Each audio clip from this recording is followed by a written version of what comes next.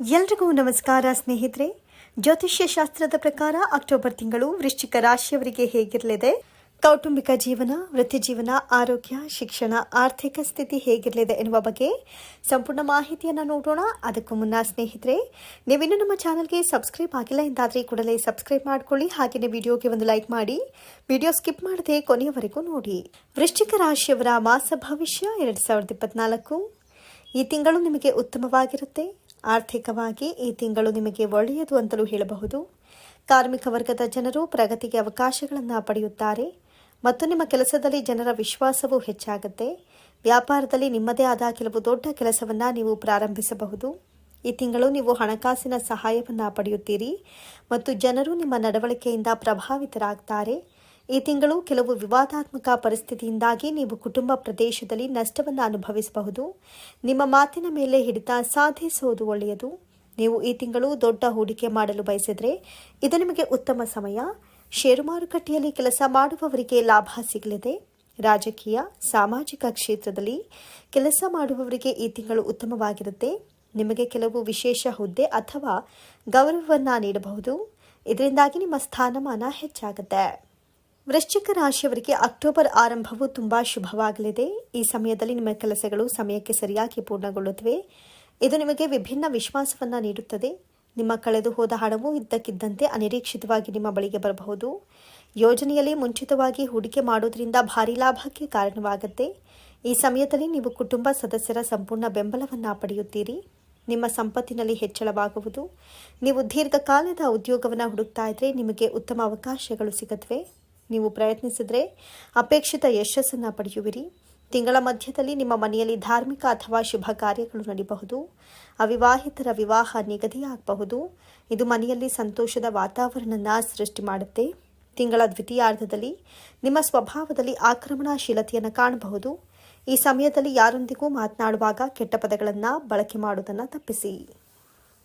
ನಿಮ್ಮ ಕೆಲಸದ ಸ್ಥಳವನ್ನು ಬದಲಾಯಿಸಲು ನೀವು ಯೋಚಿಸುತ್ತಿದ್ದರೆ ಹಾಗೆ ಮಾಡುವ ಮುನ್ನ ಸರಿಯಾಗಿ ಯೋಚಿಸಿ ಮತ್ತು ನಿಮ್ಮ ಸಂಬಂಧಿಕರಿಂದ ಸಲಹೆ ಪಡೆಯಿರಿ. ಯಾಕಂದರೆ ಅವಸರದ ನಿರ್ಧಾರವು ನಿಮಗೆ ಹಾನಿಕಾರಕವಾಗಬಹುದು. ತಿಂಗಳ ದ್ವಿತೀಯಾರ್ಧದಲ್ಲಿ ನಿಮ್ಮ ಆರೋಗ್ಯವು ನಿಮ್ಮ ಪ್ರಗತಿಗೆ ಅಡ್ಡಿಯಾಗಬಹುದು.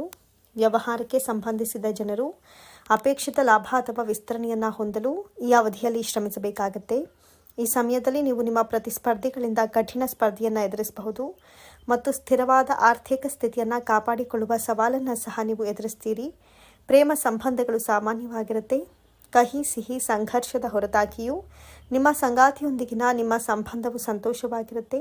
ವೈವಾಹಿಕ ಜೀವನದ ಪ್ರತಿಯೊಂದು ಹಂತದಲ್ಲೂ ನಿಮ್ಮ ಸಂಗಾತಿಯ ಸಂಪೂರ್ಣ ಬೆಂಬಲವನ್ನು ನೀವು ಪಡೆಯುತ್ತೀರಿ.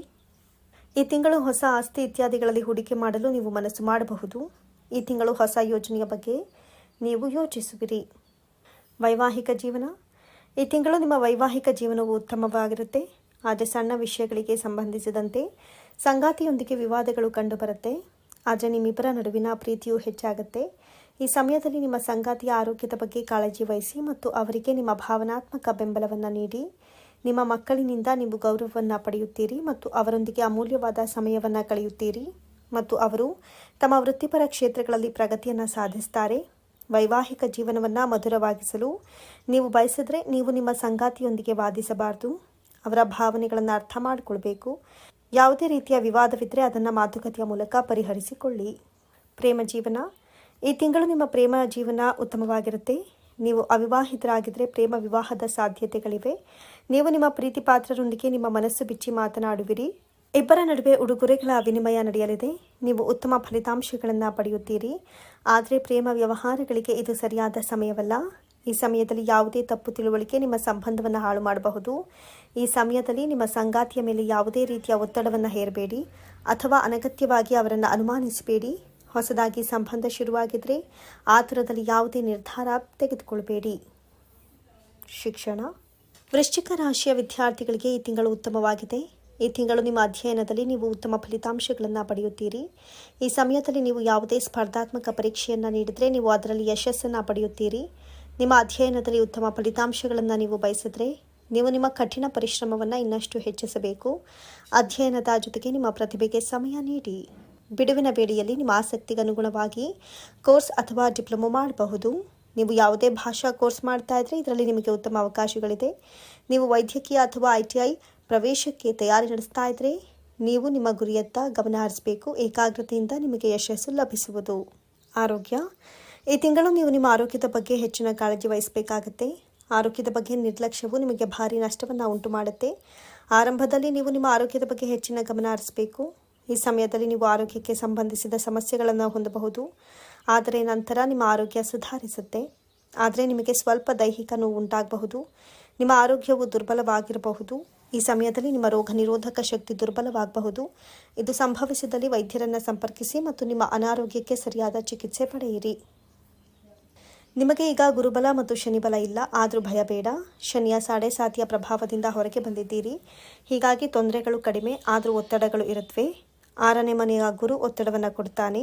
ಈ ತಿಂಗಳ ಕೊನೆಗೆ 5ನೇ ಮನೆಗೆ ರಾಹು ಪ್ರವೇಶದಿಂದ ಸಂತಾನಕ್ಕೆ ಧಕ್ಕೆ ಇದೆ. ಸಂತಾನ ಫಲ ಅಪೇಕ್ಷಿಸುವವರಿಗೆ ಹಿನ್ನಡೆಯಾಗುತ್ತೆ. ಕೊಂಚ ಕಾಯಬೇಕು. 11ನೇ ಮನೆಯ ಕೇತು ಒಬ್ಬನೇ ಈಗ ನಿಮಗೆ ಆಧಾರ, ಧನ ಲಾಭ ಹಾಗೂ ಹಿಡಿತ ಕೆಲಸವನ್ನು ಬಿಡದಂತೆ ಮಾಡಿ ಮುಗಿಸುವ ಛಲ ಕೊಡ್ತಾನೆ. 10ನೇ ಮನೆಯಲ್ಲಿ ಶುಕ್ರ ವೃತ್ತಿಯಲ್ಲಿ ನೆಮ್ಮದಿ ಕಾಪಾಡ್ತಾನೆ. ಏರಿಳಿತವಿಲ್ಲದ ವೃತ್ತಿ ಜೀವನ ಇರುತ್ತೆ.